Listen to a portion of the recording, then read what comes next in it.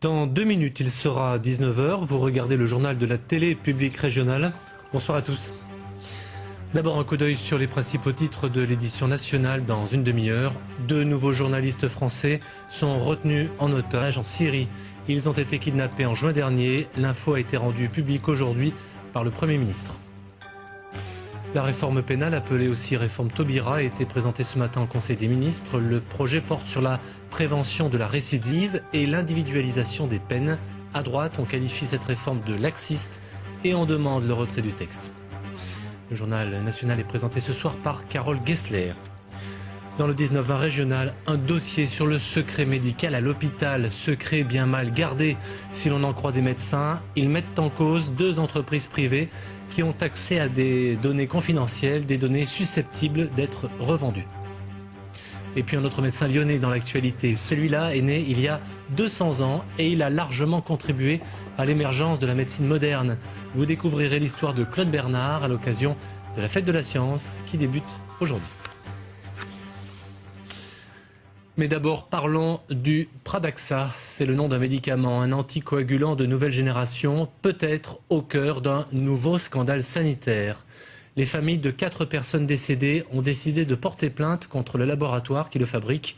Parmi elles, la famille d'une Ardéchoise de 81 ans, décédée il y a 2 ans à Aubenas. Didier Bouillot.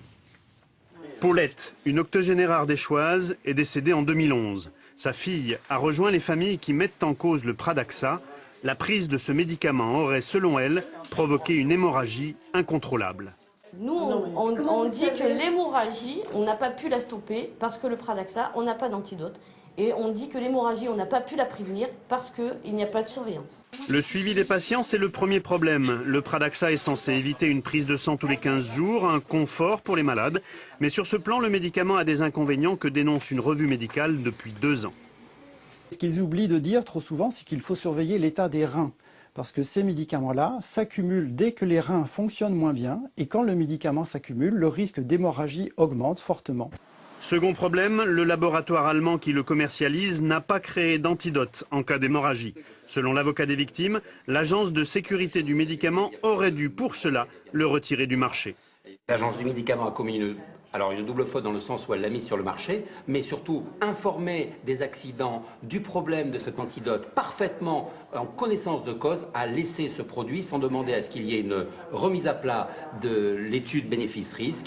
Pas de panique pour l'agence du médicament qui relativise le problème. L'offre en France est considérable et chacun de ces médicaments a des bénéfices et des risques, mais il faut insister sur le fait qu'ils ont plus de bénéfices que de risques et surtout, il y aurait des risques considérables pour la population si un vent de panique circulait et que ces personnes arrêtaient leur traitement. En France, 1 million de personnes seraient concernées. Un incendie assez violent s'est déclaré hier soir dans les locaux d'une entreprise de traitement de déchets. La société Cita, elle est située le long de la Nationale 7 à Pont-de-l'Isère dans la Drôme. Plus de 1000 mètres carrés de bâtiments ont été la proie des flammes. 50 pompiers ont dû intervenir. Il n'y a aucun blessé. L'entreprise était en effet vide au moment du sinistre. Et puis un nouvel incident nucléaire dans la région. On l'a appris ce matin. La centrale de Cruas en Ardèche a dû être évacuée hier après une augmentation anormale du taux de radioactivité dans la zone nucléaire numéro 2. C'est le 3e incident en 24 heures dans le sud de la région. Un problème sur une pompe hydraulique et un autre sur une tuyauterie surchauffée se sont produits au Tricastin lundi. Retour sur ce meeting de patrons mécontents dont je vous parlais brièvement hier soir. On retiendra d'abord une image, ce carton jaune brandi par des centaines de chefs d'entreprise à l'encontre du gouvernement. On retiendra également la présence d'un élu socialiste lyonnais, un certain Gérard Collomb. Compte rendu Sophie Valsecki, Jean-Éric Gué. Attention patrons en colère, ce carton jaune est un avertissement au gouvernement. Voilà en substance le message que plusieurs centaines de chefs d'entreprise de la région entendent faire passer. Selon eux, la situation n'a jamais été aussi critique. Cette mobilisation se veut historique, le ton est donc solennel. Notre colère est légitime. Elle s'appuie sur une pléiade de faits concordants et d'atteintes répétées qui nous ont montré qu'à l'évidence, nos actuels gouvernants et les précédents nous considèrent comme des vaches à traire. La charge est virulente, pourtant le patronat vient de remporter une première victoire. Le gouvernement renonce à taxer l'EBE, l'excédent brut d'exploitation, mais propose en échange de surtaxer l'impôt sur les sociétés. Inacceptable, répondent les chefs d'entreprise. Dans les rangs des organisations patronales, la grogne continue à monter. Aujourd'hui, ce que les chefs d'entreprise attendent, ce sont des mesures concrètes pour baisser le coût du travail, pour baisser la fiscalité, donc les impôts sur l'exploitation, et aussi pour simplifier drastiquement les codes et la rigidité que nous avons partout. Hier soir, plusieurs élus sont venus soutenir le patronat. La présence du socialiste Gérard Collomb fut-elle très remarquée. Ce que j'essaye, c'est de pouvoir être un trait d'union entre les entrepreneurs que je vois dans l'agglomération lyonnaise, qui permettent à cette agglomération d'aller de l'avant, de se développer, et puis le gouvernement en disant quelle est la réalité du terrain. Les patrons entendent arbitrer les choix du gouvernement à quelques jours de l'examen de la loi de finances 2014 par les parlementaires. Ils enverront leur carton jaune à l'Élysée. Et puis pour compléter ce reportage, sachez qu'en Rhône-Alpes, 189 100 entreprises sont soumises à l'IS, l'impôt sur les sociétés, sur un total de 370 000. Le secret médical à l'hôpital serait-il menacé? Tout part d'un constat. Avec la tarification à l'activité, des entreprises privées peuvent accéder aux dossiers médicaux des patients. Une pratique courante, semble-t-il. Les hospices civils de Lyon ne font pas exception. 2 sous-traitants privés sont en effet chargés de refacturer des actes à l'assurance maladie. Ils ont donc accès à ces données confidentielles. Et c'est là tout le problème, si l'on en croit un syndicat de praticiens hospitaliers. Le secret médical en danger, c'est le dossier du soir, dossier signé Sandra Méhallier et Daniel Pajonc. Risque-t-on un jour de tout savoir de nos souffrances, de nos maladies, de nos vies intimes? Bref, qu'en est-il du secret médical? Ces questions, un syndicat de praticiens hospitaliers se les pose. Depuis 2011, il dénonce l'interférence de sous-traitants privés dans la gestion de dossiers de patients. Le syndicat ne cesse d'alerter les autorités sur ces pratiques qui ne respecteraient pas la confidentialité des dossiers médicaux. Exemple. Madame Smolski, porteuse par exemple d'une hépatite C, qu'elle a été contaminée de telle manière pour cette hépatite C et qui va subir telle intervention. Donc on sait pertinemment qui je suis et quelle est ma pathologie. Voilà. Donc c'est pas en blanc? Ah non, non, c'est pas en blanc. Ils vont dans les dossiers, ils vont chercher des informations dans les dossiers. Ce qui est totalement interdit par la loi, par le Code de santé publique. N'ont accès aux données des patients que les médecins et les gens qui sont rompus au secret médical. Aux HCL, on reconnaît que 2 entreprises interviennent auprès du département de l'information médicale, département chargé de la gestion des dossiers des patients. Pour autant, le secret médical est-il scrupuleusement respecté? Oui, il y a des contrats, il y a des verrous. Après, bien évidemment, nous ne pouvons pas certifier qu'il n'y aura pas quelqu'un qui va ne pas respecter cette clause de confidentialité. Mais à ce moment-là, c'est ce que j'appelle une faute professionnelle grave, c'est la trahison du secret médical, qui est contraire à la charte signée avec les hospices civils de Lyon, par exemple, ou d'autres centres hospitaliers. Pour cet avocat spécialisé en droit de la santé, la question est de savoir si l'on peut faire confiance aveuglément à un prestataire extérieur sur des sujets aussi sensibles.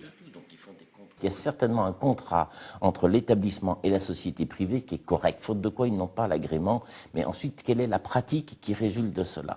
Le but est notamment d'éviter qu'une société privée n'aille revendre des informations confidentielles à des banques, des compagnies d'assurance, des organismes intéressés, dans certains cas, de connaître l'état de santé de leurs clients.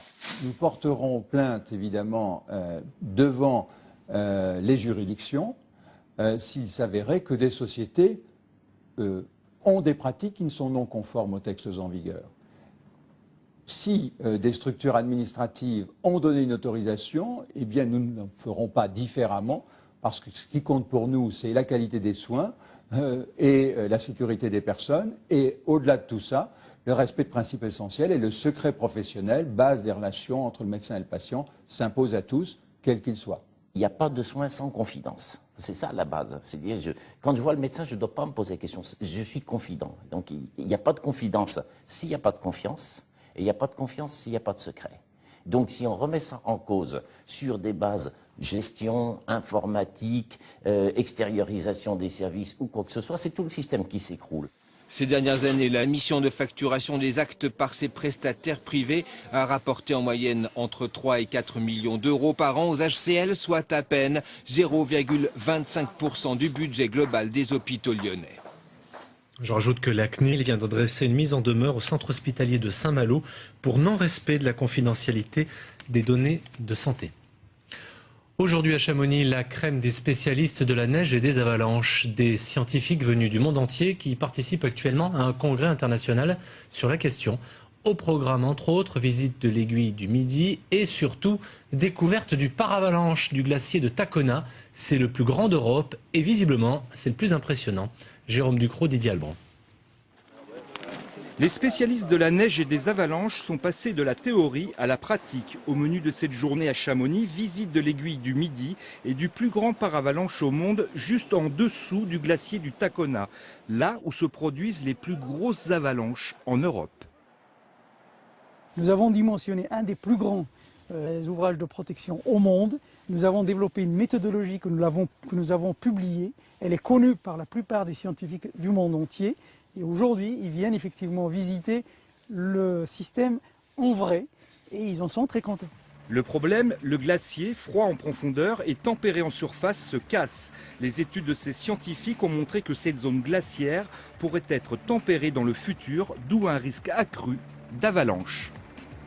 Chamonix est un laboratoire du risque. On a énormément de risques, beaucoup de risques naturels et beaucoup de scientifiques, des techniciens viennent à Chamonix voir ce que l'on y fait et comment on aménage notre territoire par rapport aux risques de cette vallée. Je pense d'atteindre risque zéro, c'est jamais possible, mais je pense avec ces digues, avec ces bosses de freineurs, on peut réellement stopper une avalanche moyenne.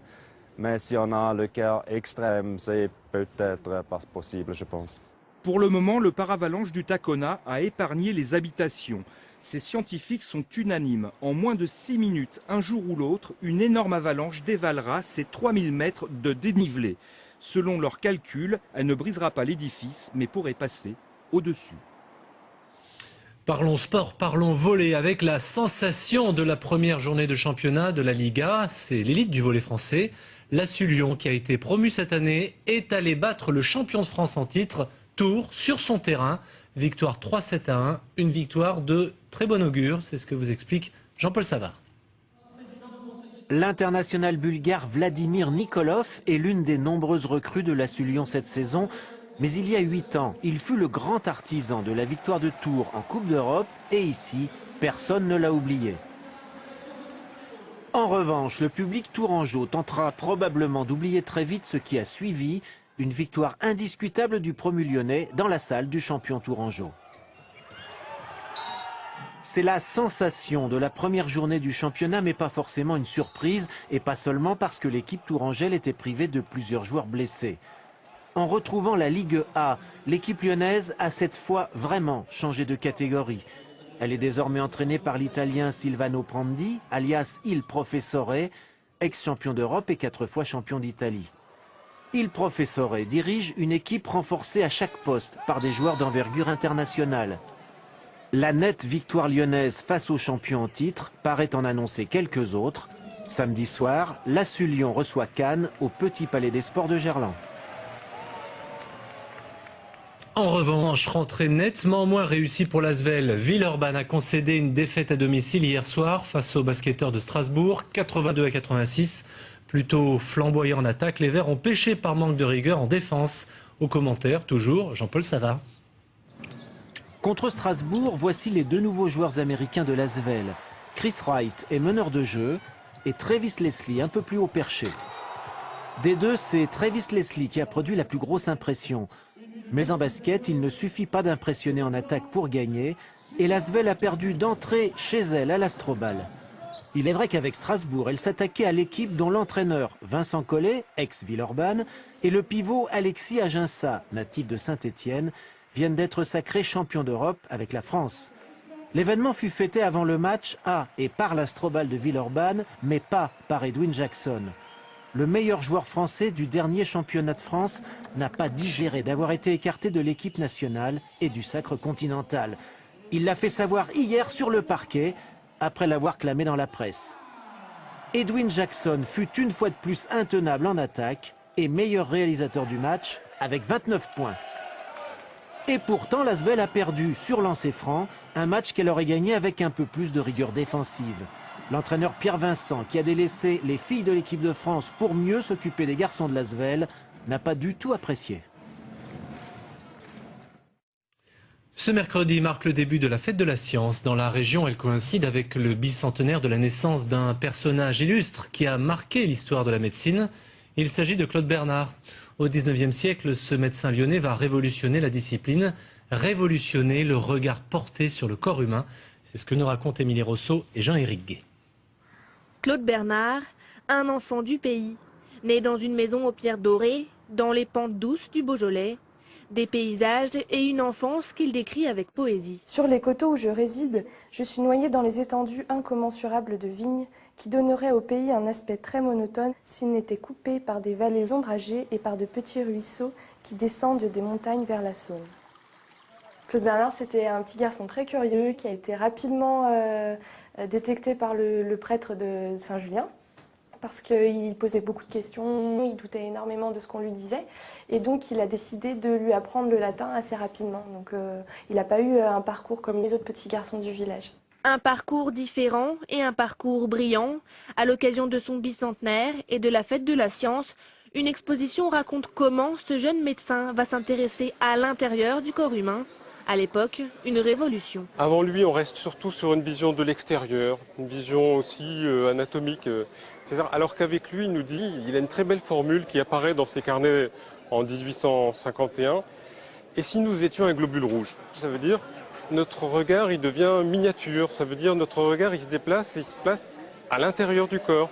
Mais très rigoureux, Claude Bernard ne se satisfait pas des connaissances approximatives de l'époque.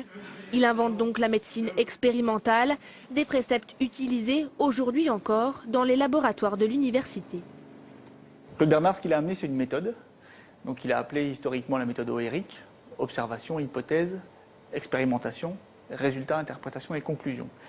Et avant cette profonde modification de la façon de faire de la science, eh bien, en fait, on a accumulé beaucoup de données et on essayait de faire des corrélations. On était très dans l'observation et avec Claude Bernard, on est passé dans l'expérimentation.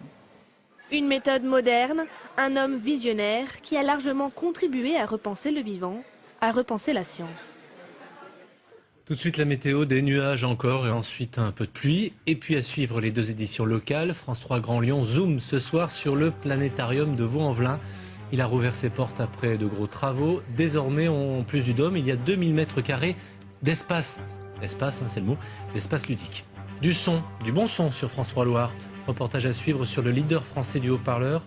Une entreprise de 350 salariés qui a la fibre innovante, la fibre naturelle 100 ans.